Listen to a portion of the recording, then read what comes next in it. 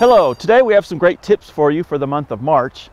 It's warming up, things are going to be popping in the gardens, things are going to come alive, and we have some tips for you to help keep your plants looking healthy and strong.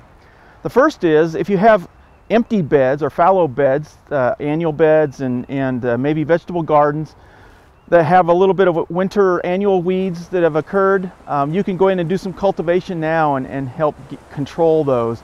And actually doing a little cultivation now may actually bring up some more weed seeds that have been laying dormant over the season, and they might be sparked to germinate, and then you can go in and weed those out as well, reducing the amount of seeds you might have to deal with later on. Now this is also a good time to divide and replant overcrowded summer and fall blooming perennials if you haven't done that already, as well as go ahead and start cutting back many of your perennials. Even liriope, monkey grass, can be mowed down. We've already cut back some of our perennials here, but you can see we have some large ornamental grasses that need to be cut back still. And we're going to cut them back close to the ground, and we want to do this just prior to new growth starting this spring. This is also a good time to prune spring flowering shrubs if needed. Remember that we don't always have to prune our plants, but if you have spring flowering shrubs such as forsythia or azaleas, etc., that might need some pruning, you should do that after they have flowered this spring. Now roses, this is a good time to prune roses, and usually we do that right as or just before new growth starts to emerge. And you can see on this shrub right here, we already have some growth that's starting to swell and grow a little bit here. So this is a good time to come in and take a look at this rose and see what needs to be done. Now for the landscape and shrub type roses, very little if any pruning is usually done to those types of roses. But if you have like a hybrid tea, grandiflora, floribundas, those typically require more severe pruning to encourage the kind of flowering and the growth that we need. Now roses can also be, many of them are susceptible to a lot of diseases, and we have many common diseases of roses.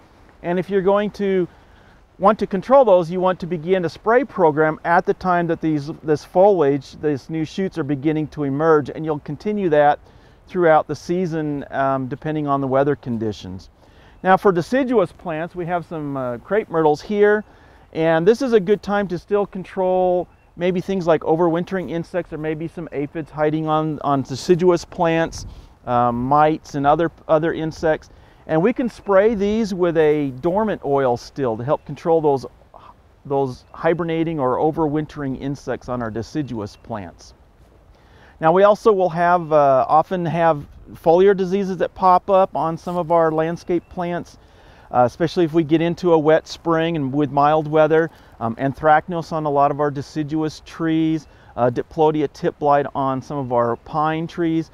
And all of these foliar types of diseases need to have a fungicide applied at the time that the foliage is emerging, or just as the buds are swelling, when those conditions are ripe for the disease to develop. In our turf areas, with our cool season grasses, you can still spray the broadleaf weeds with a post-emergence broadleaf herbicide. And this is also a good time to put down pre-emergence herbicides in our turf areas to control crabgrass.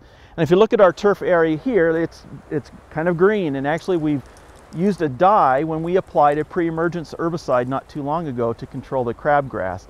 And the dye is largely used for the applicator to know where they have sprayed so they don't over-apply the herbicide. Now March is actually the second best time to seed a cool season grass to get it established. Actually fall is the best time, but March would be the second best time. So now is the time if you want to establish a new cool season grass, fescue, Kentucky bluegrass by seed. Now would be the time to do that.